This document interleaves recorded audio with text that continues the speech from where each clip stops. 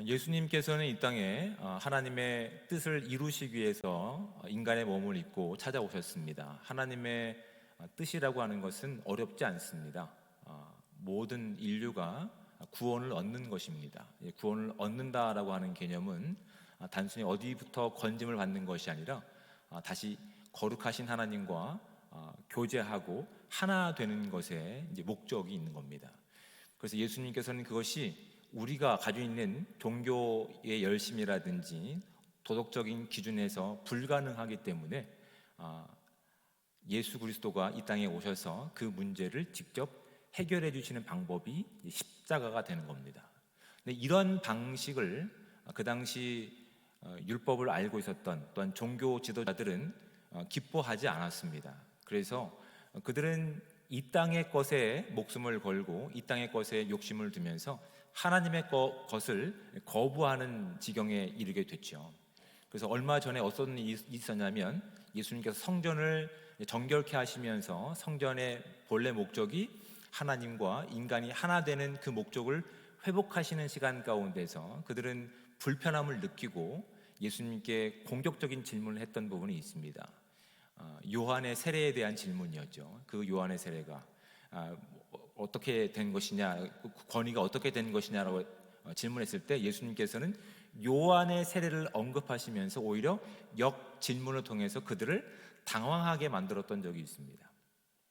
그러니까 하나님으로부터 주어진 요한의 세례라고 한다면 왜 세례를 받지 않을 것이냐, 즉 세례라고 하는 것은 형식적인 것이고 왜 회개를 너희들은 요구하지 않는 것이냐, 진정한 회개를 통해서 하나님과 함께 될 수 있는 방법을 왜 스스로 거부하느냐라고 그들은 궁지에 몰리게 될 것이고, 사람들로부터 주어졌다고 한다면 사람들의 인기에 또한 그들은 밀려서 자신들의 위치가 위축될 것에 대해서 예수님의 그 공격적인 질문에 어떠한 답도 이제 하지 않고 조용히 물러났던 기억이 이제 20장 앞에 나와 있던 내용들입니다.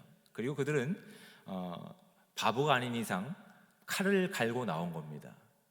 동일한 방식으로 예수님이 백성들 앞에서 망신당하거나 아니면 로마의 법에 붙잡혀서 이렇게 그들의 손에 의해서 처형당할 것을 기대하고 벼르고 별러서 오늘은 그 질문을, 그 아주 무서운 함정을 파놓고 예수님께 질문하는 내용들이 오늘 본문에 채우고 있는 겁니다. 오늘 본문을 앞서서 19절 말씀을 보시면 이렇게 시작됩니다. 서기관들과 대제사장들이 예수의 이 비유는 자기들을 가르쳐 말씀하신 줄 알고 즉시 잡고자 하되 백성을 두려워하더라. 이에 그들이 엿보다가 예수를 총독의 다스림과 권세 아래 넘기려 하여 정탐들을 보내요 라고 이제 성경은 기록하고 있는 겁니다. 이미 한번 요한의 세례에 대한 예수님의 날카로운 질문 가운데 그들은 한번 타격을 입고 본인들이 직접 나설 수 없어서 정탐들을 보내서 예수님이라도 능히 이 함정을 피해가지 못할 아주 날카로운 질문을 예수님께 하게 되는 것이죠. 어떤 질문입니까? 화폐를 가지고 동전을 가지고 이 동전을 가지고 우리를 지배하고 있는 로마 황제에게 세금을 내는 것이 옳은 것입니까? 잘못된 것입니까? 라고 하는 질문입니다. 나름대로 함정을 판 것이죠. 유대인들의 정체성이라고 하는 것이 오직 유일신 하나님만을 경배하고 섬기는 것에 있습니다. 그런데 그 당시 통용되는 화폐 가운데는, 보편적인 화폐 가운데는 그 동전에 흉상이 새겨져 있습니다. 그 흉상에는 그 피지배국들을, 또한 로마가 이 주체국이었기 때문에 그 로마 황제의 흉상이 새겨져 있는 것이 이제 그 당시에 이제 보편적인 내용이었습니다. 문화였습니다. 경제적인 관념이었습니다. 근데 여러분, 이것이 어떤 것을 의미하는지 우리가 잘 이해가 안 되는 부분이 있어서 제가 오늘날 우리 시대에 이것이 어떤 의미를 가지고 있는지를 먼저 한번 설명을 드리고자 합니다. 오늘날 우리도 이 경제 활동을 하기 위해서는 화폐를 사용합니다. 주로 이제 화폐보다는 신용카드와 같은 전자식으로 많이 변경되었지만 이제 화폐를 사용하고 있습니다. 그렇죠? 화폐를 여러분 사용할 때 우리가 대한민국에서 사용하게 되면 어느 나라 화폐를 사용합니까? 대한민국 화폐를 사용합니다. 네, 감사합니다. 대답을 해주셔서. 대한민국 화폐를 사용하는 것이 당연하죠. 굉장히 당연한 것을 제가 질문한 것 같죠. 근데 이게 당연한 것 같지만 여기에는 굉장히 담겨 있는 사실은 본래 목적과 의도가 있는 겁니다. 왜냐하면 우리가 대한민국에서 대한민국 화폐를 사용한다는 것은 대한민국의 주권이 그 화폐 안에 담겨 있기 때문에, 서로의 약속이 돼 있기 때문에 대한민국 화폐가 대한민국의 주권임을 상징하는 내용들이 되는 거라고요. 이게 좀 더 어려우시죠? 여러분, 대한민국의 화폐를 중국에서 사용해 보신 적 있으십니까? 실수로? 받지 않습니다. 그들이 좋아하는 화폐는 대한민국 화폐가 아니라 미국 달러를 더 좋아합니다. 미국 달러를 주면 좋아하겠지만 대한민국 지폐를 주면 좋아하지 않습니다. 대한민국 화폐가 통용되고 대한민국 화폐가 화폐로서 인정받는 지역은 대한민국 안으로 제한된다는 사실이죠. 이게 뭐 별것 같습니까? 아무것도 아닌 것 같습니까? 여러분, 여기에 굉장히 중요한 내용이 담겨 있는 겁니다. 그 나라의 주권과 그 나라의 시스템과 그 나라의 통치권이 그 나라를 대표하는 화폐 가운데 담겨 있다라고 한 말과도 같기 때문에 그렇습니다. 그래서 지금 그것을 잘 알았던 지금 이 바리새인들로부터 이 종교의 지도자들로부터 이렇게 파송을 받았던 스파이들은 그 안에 자신들을 다스리고 있는 로마의 화폐를 꺼내 놓으면서 이것을 통해서 우리가 지금 어느 주권 가운데, 어느 힘 가운데 우리가 놓여 있는 존재인지를 지금 예수님께 집요하게 파고드는 겁니다. 이스라엘 백성은 오직 여호와 하나님만이 우리의 유일한 하나님이시며 통치자이심을 믿음으로 고백하고 그렇게 살아가야 될 정체성이 있는 민족인데, 힘에 의해서 어쩔 수 없이 지금 로마의 지배를 받고 있는 겁니다. 그래서 지금 로마의 지배 가운데 로마의 화폐가 통용되고 결국 황제가 다스리는 통치와 그 보호와 그 치세 가운데 우리가 다시 그 보호에 대한 값을 세금으로 지불하고 있는, 엄밀히 말하면 지금 그들의 정서상 굉장히 이렇게 자존심이 상하는 일들이 그들 가운데 있는 겁니다. 그래서 그들은 자존심을 지키기 위해서 성전세라고 하는 성전을 보수하고 성전을 또 이렇게 유지 보수하는 어떤 직분자들에게 주는 사례는 성전세용 세계를 따로 준비했습니다. 나름대로 자존심이 있었기 때문에.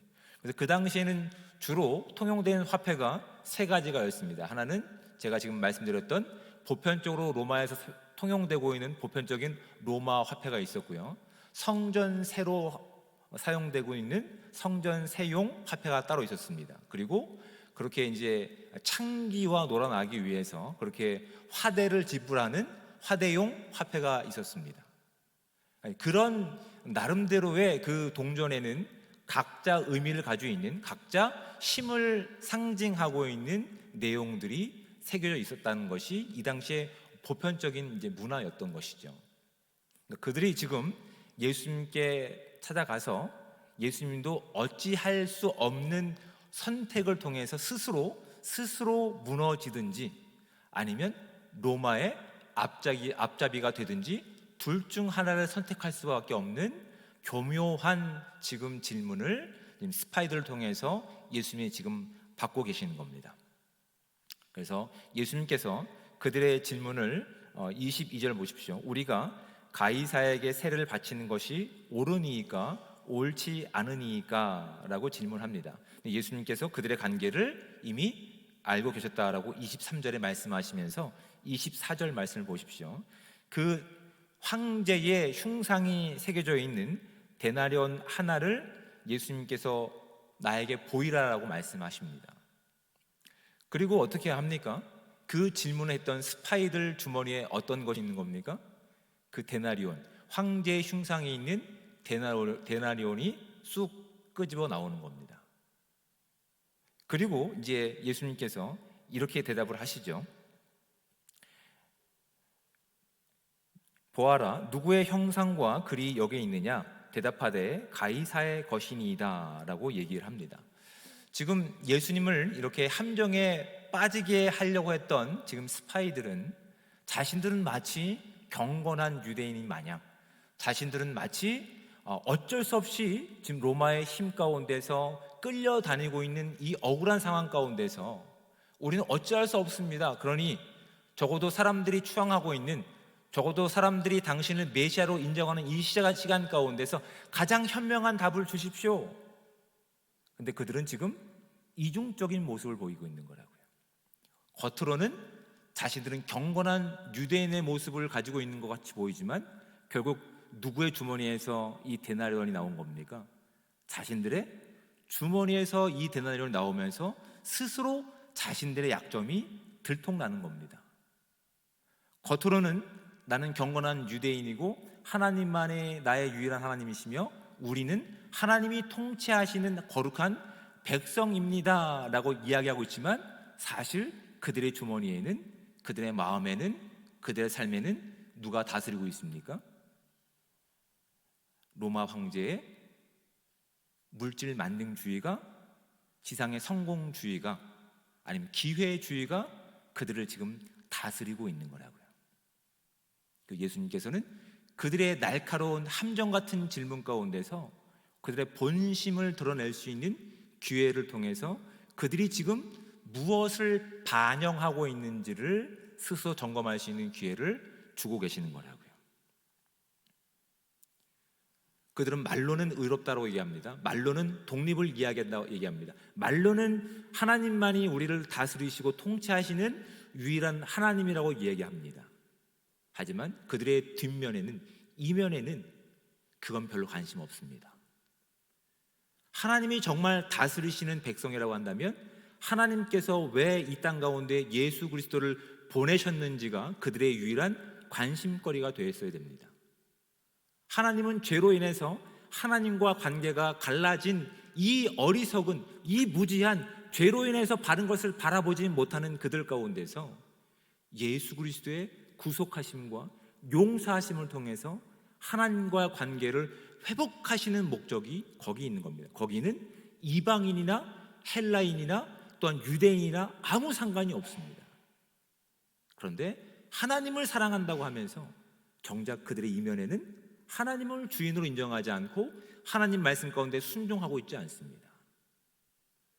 그들의 외식하는 모습이, 그들의 종교적인 열망이 오히려 차별을 만들고 차등을 만들고 또한 사람들과의 거리를 만들 뿐만 아니라 하나님과 더 멀어지고 있는 모습을 그들 스스로 증명하고 있음을 예수님께서는 그들의 함정과 같은 질문 가운데 그렇게 답을 주고 계시는 겁니다.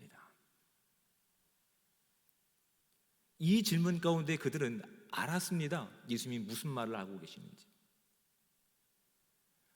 하나님께서 우리를 얼마만큼 사랑하시는지, 그리고 하나님께서 이 땅 가운데 하실 일들에 대한 것이 무엇인지 그들은 조금만 귀를 기울였으면 예수님께서 하신 말씀의 진정한 의미를 분명히 알았다고요. 그런데 그들은 예수님께서 하셨던 그 말씀 가운데 진정한 진리 가운데 귀를 기울이는 것이 아니라 26절 말씀을 보십시오. 그들이 백성 앞에서 그의 말을 능히 책잡지 못하고 그의 대답을 놀랍게 여겨 침묵한다라고 되어 있습니다.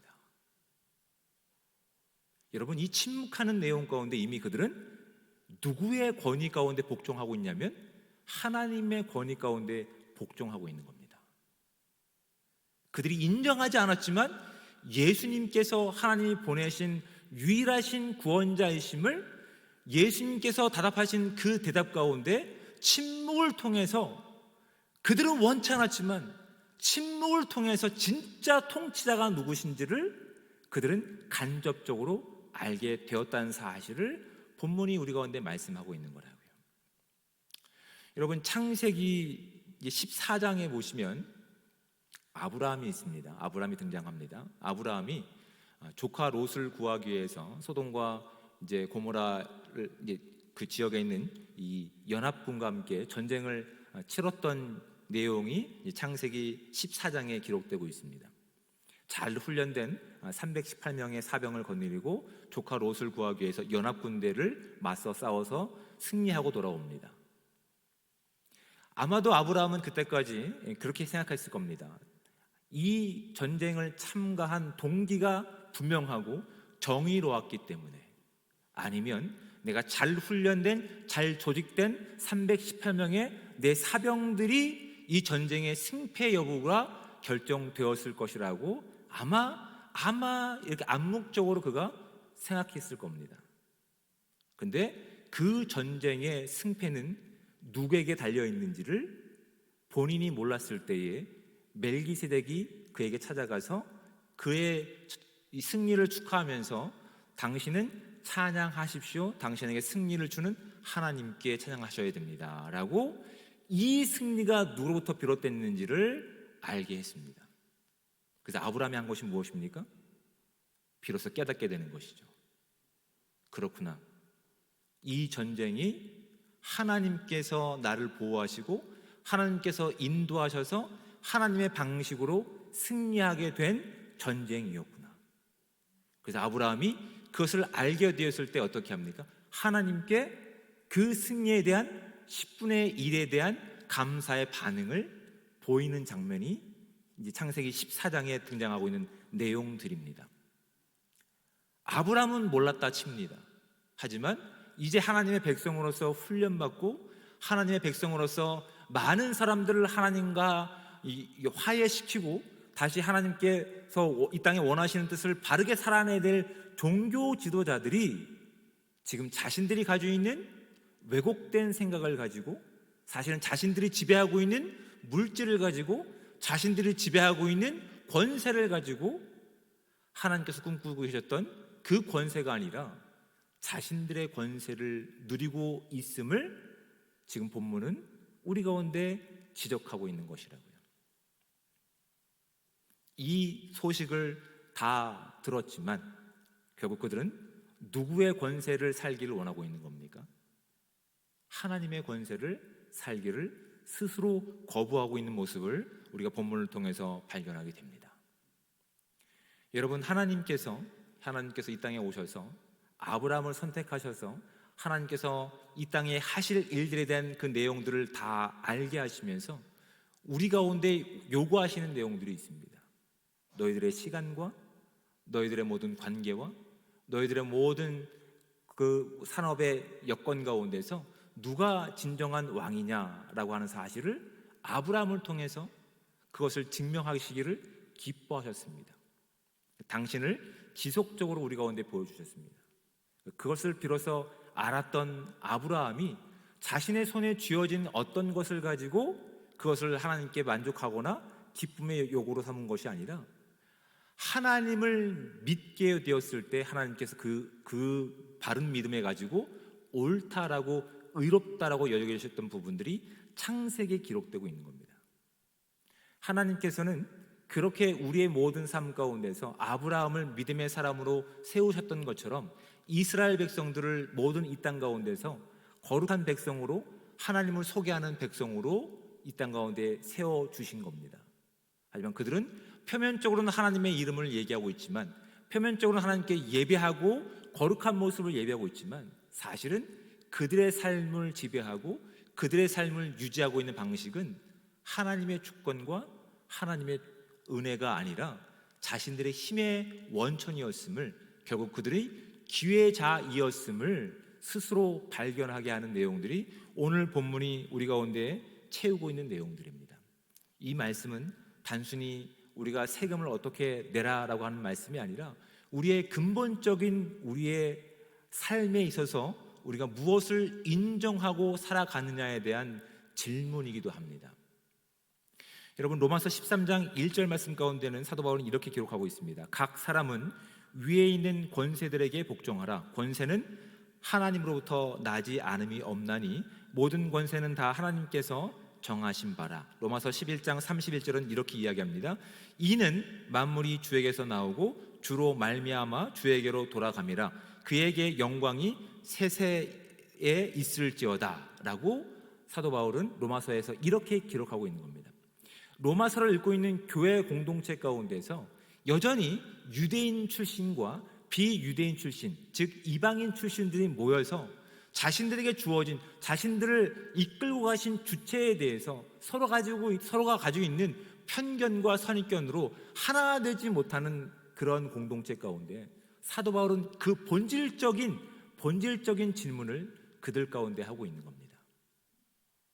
너희들의 시간과 너희들의 생명과 너희들의 삶 가운데 진정 누가 주인이시냐? 왜냐하면 주님께서 정말 우리의 시간과 우리의 모든 것의 주인이 되신다고 한다면 거기에 대한 정당한 반영이 우리 삶 가운데 드러나야 되거든요. 근데 우리에게 들어오는 어떠한 자극 가운데 우리가 보이는 반응은 하나님께 대한 바른 반응이 아니라, 하나님께 대한 온전한 예배가 아니라, 하나님께 대한 온전한 감사가 아니라 물질의 손해에 대한 반응이 있다고 한다면 실질적으로 우리를 지배하고 있는 힘이 무엇인지를 본문은 우리 가운데 도전하고 있는 겁니다. 주님께서 무엇을 원하시는지보다 실질적으로 내 감정의 상처에 반응을 보이고 있는 우리의 삶이라고 한다면 실질적으로 주님께서 우리 삶 가운데 어떤 부분을 통치하시고 어떤 부분의 주인이 되시는지를 지금 본문은 우리 가운데 묻고 계신 겁니다. 많은 교회들이 초대교회 가운데 생겨났지만 사도 바울은 그렇기 때문에 그 모든 권세들을 다 버려버리고 힘으로 그들을 복종시켜서 하나님만 섬기라고 하지 않습니다. 아까도 말씀드렸듯이 로마서 13장 1절과 11장 31절이라든지 디모데전서 2장에 있는 말씀과 베드로전서 2장에 있는 말씀을 통해서 확인하는 것들은 그들 권세 가운데 복종하라고 하는 것입니다. 왜냐하면 그 권세의 이면에 누가 계시기 때문에? 하나님의 주권이 있기 때문에. 당장 우리가 보기에 불편하다고 하더라도 그 진정한 주권자이신 하나님께 복종하는 것이 바른 순종이다라고 말씀하고 있는 것이라고요. 여러분, 저와 여러분들은 하나님이 우리의 진정한 하나님이시며 유일하신 주권자이심을 믿음으로 고백하는 성도들입니다. 그 하나님께서 보이신 하나님의 진정한 생명과 영원한 나라가 저와 여러분 가운데 있으며 말씀을 통해서 하나님이 우리 가운데 무엇을 원하시는지 분명하게 드러났기 때문에 그것이 저와 여러분 가운데서 진정한 복음이며 생명임을 안다고 한다면, 믿는다고 한다면 저희들의 삶 가운데서, 저희들의 어떤 만남 가운데서, 저희들의 시간 가운데서 어떠한 반응들이 나타나는지를 진지하게 고민해 보셔야 됩니다. 경제적인 손해를 극도로 싫어하십니까? 내 감정을 누구보다 사랑하십니까? 아픈 것은 죽어도 싫으십니까? 그러면 실질적으로 저와 여러분을 다스리고 있는 힘은 누가 될까요? 오늘 본문은 지금 그것을 저와 여러분 가운데 질문하고 있는 겁니다. 말씀이 좀 길어졌지만 한 가지 더 예를 제가 드려보겠습니다. 여러분, 어려운 문제를 난제라고 얘기합니다. 그렇죠? 난제가 많이 있지만 우리 주변에도 난제 하나가 있습니다. 자녀들을 키우다 보면 이제 엉뚱한 또는 짓궂은 어른들이 이런 말을 하죠. 아빠가 좋아, 엄마가 좋아. 별로 안 하시는 모양인데 어렵지 않습니까? 세상 어려운 질문이 아빠가 좋아, 엄마가 좋아가입니다. 여러분, 이 질문의 이면에는 사실은 우리가 놓치고 있는 것이 있습니다. 그 아이가 이 땅에 태어나기 위해서는 아빠와 엄마가 없었으면 그 아이는 존재하지 않습니다. 근데 우리는 그것을 부인하고 무엇만 질문합니까? 아빠가 좋아? 엄마만 좋아만 질문하고 있다고요. 그것이 우리의 모습이 아닌지 진지하게 돌이켜보게 됩니다. 하나님은 이 땅을 창조하셨으며 우리를 사랑하셔서 예수 그리스도를 이 땅 가운데 보내셨습니다.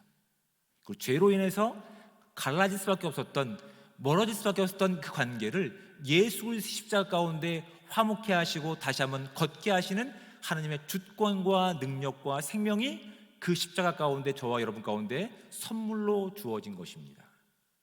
그 본질적인 내용이 우리 가운데 있음에도 불구하고 우리는 지금 이거 싸움하고 있는 겁니다. 엄마가 좋아, 아빠가 좋아. 내 건강이 중요하고 내 감정이 중요하고 내가 손해보지 않는 것이 중요한 이 시대 가운데서 우리가 이 땅에 그리스도인으로 살고 있는지, 아니면 이 땅 가운데서 하나님과 적당한 거리를 두며 기회주의자로 살고 있는 그 종교 지도자들과 다른 부분이 있진 않는지 진지하게 고민해 보시면서 오늘 주어진 시간 가운데 하나님을 나의 하나님으로 고백하고 그 주권이 우리 가운데 이루어지는 것을 우리 삶 가운데, 우리의 시간 가운데, 우리의 생각과 우리의 말 가운데 바로 반응할 수 있는 복된 삶이 저와 여러분 가운데 충만하게 임하시기를 주며 축복을 드립니다. 기도하겠습니다. 사랑의 하나님, 은혜와 사랑에 감사합니다. 우리에게 생명 주시고 하나님 나라를 살아갈 수 있는 능력 주심에 감사드립니다. 오늘도 그 은혜에 감사하여 드리는 이 예배 가운데 주의 영광이 드러나기 원합니다. 주님과 함께하는 우리의 삶 가운데, 우리의 입술 가운데, 우리의 시간과 관계 가운데 그 영광이 드러나기 원합니다. 혹여 우리의 무지함과 우리의 교만함과 우리의 완악함으로 인해서 하나님께서 우리 가운데 이루신 그 생명의 내용보다 우리의 욕심이 드러났다고 한다면, 우리의 무지함이 드러났다고 한다면, 우리의 완악함이 드러났다고 한다면 하나님 우리를 불쌍히 여겨주셔서 다시 한번 주의 거룩한 백성으로 살아갈 수 있는 결단의 시간이 될 수 있도록 주여 함께하여 주시옵소서. 그래서 우리의 모든 시간 가운데 주님을 증명하며 주님을 자랑하며 주님이 바꾼 나를 온전히 이 땅 가운데 전할 수 있는 아름다운 성도의 삶 될 수 있도록 주님 함께하여 주시옵소서. 우리 삶 가운데 존귀하신 그리스도의 영광이 드러나기 원하오며 사랑이 많으신 예수 그리스도의 이름으로 감사하며 기도드립니다. 아멘.